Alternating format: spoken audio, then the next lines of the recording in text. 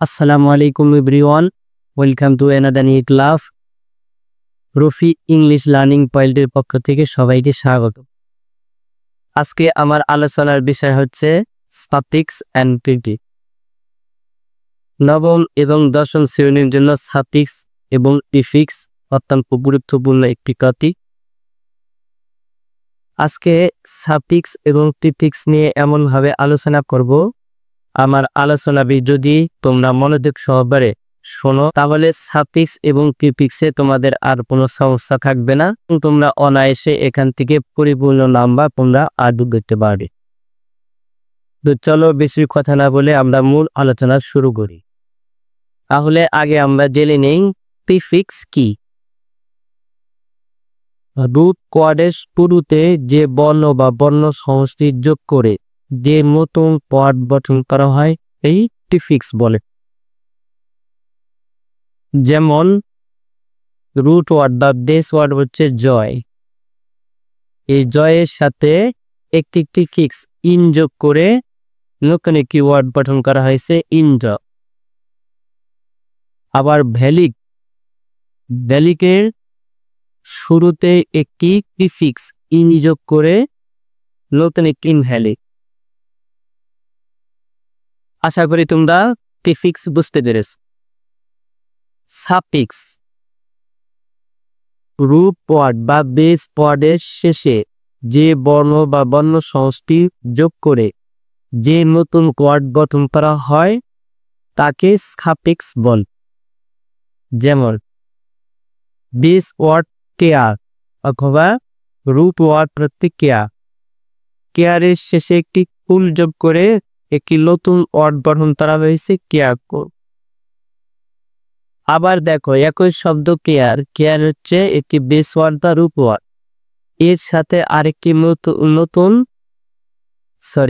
এর সাথে একটি সাফিক্স লেস যোগ করে নতুন একটি ওয়ার্ড গঠন করা হয়েছে কেয়ার। আশা করি তোমরা প্রিফিক্স এবং সাফিক্স কি বুঝতে পেরেছ। এখন আমাদের আলোচনা করতে হবে যে এই প্রিফিক্স এবং সাফিক্স কিভাবে কি শব্দের মাধ্যমে গঠন করা যায়। চলো দেখে নিই। আমাদের দেখতে হবে এই সাফিক্স এবং প্রিফিক্স দিয়ে কি ওয়ার্ড গঠন করা যায়। চলো দেখে নিই। আমরা জানি পার্টস অফ স্পিচ মোট 8 প্রকার, অর্থাৎ পদ মোট 8 প্রকার। এই 8 প্রকার পদই বা ভার্বস অফ স্পিচে বাক্যে ব্যবহার হয়। এই 8 প্রকারের মধ্যে মাত্র 4 প্রকার সাফিক্স এবং প্রিফিক্স হিসেবে ব্যবহার হয়। তার মধ্যে হচ্ছে নাউন, অ্যাডজেক্টিভ, অ্যাডভার্ব, ভার্ব। এই 4টি পদ বা এই 4টি পার্টস অফ স্পিচ সাফিক্স এবং প্রিফিক্স হিসেবে ব্যবহার হয়। এর বাহিরে আর কোনো পদ বা পার্টস অফ স্পিচ সাফিক্স এবং প্রিফিক্স হিসেবে ব্যবহার হয় না। তাহলে এখন আমাদের জানার বিষয় হচ্ছে এই 4 প্রকার পার্টস অফ স্পিচ বা পদ নাউন, অ্যাডজেক্টিভ, অ্যাডভার্ব, ভার্ব এগুলো বসে কোথায়, এগুলোর জায়গা কোথায়। তাহলে আমাদের এখন জানতে হবে এই 4 প্রকার নাউন, অ্যাডজেক্টিভ, অ্যাডভার্ব, ভার্ব এগুলোর জায়গা চিনতে হবে কোন জায়গায় বসে। তার আগে আমাদের আরেকটি বিষয় জেনে নিতে হবে, সেটি হলো এই 4 প্রকার পদ কি শব্দ দ্বারা গঠন করা যায়। চলো তাহলে দেখে নিই।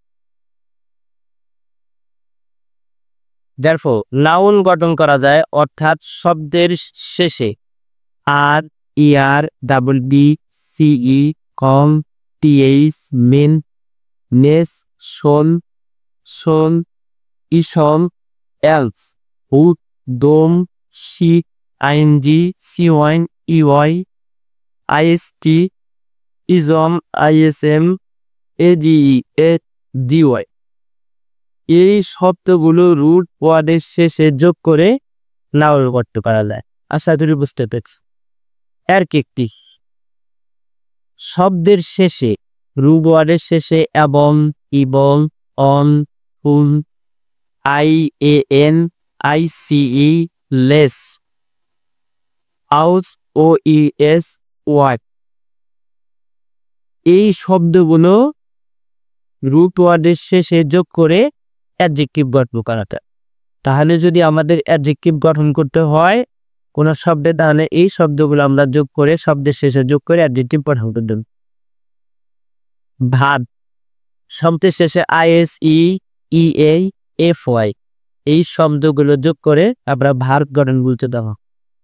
অ্যাডভার্ব, এল ওয়াই ওয়াই, তার এই শব্দগুলো যোগ করে আমরা অ্যাডভার্ব গঠন করতে পারি।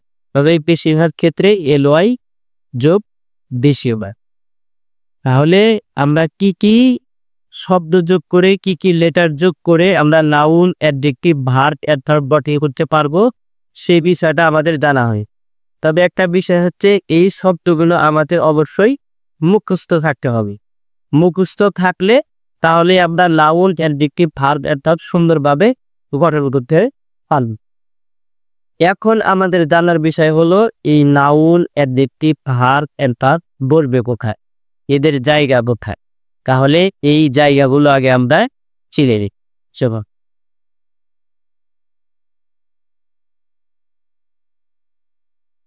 নাউন বসে কোথায়? নাউন মূলত সাবজেক্ট এবং অবজেক্ট হিসেবে বসে। প্রিপজিশন, পসেসিভ, ডেমনস্ট্রেটিভ, অ্যাডজেক্টিভ ও দি এর পর বসে।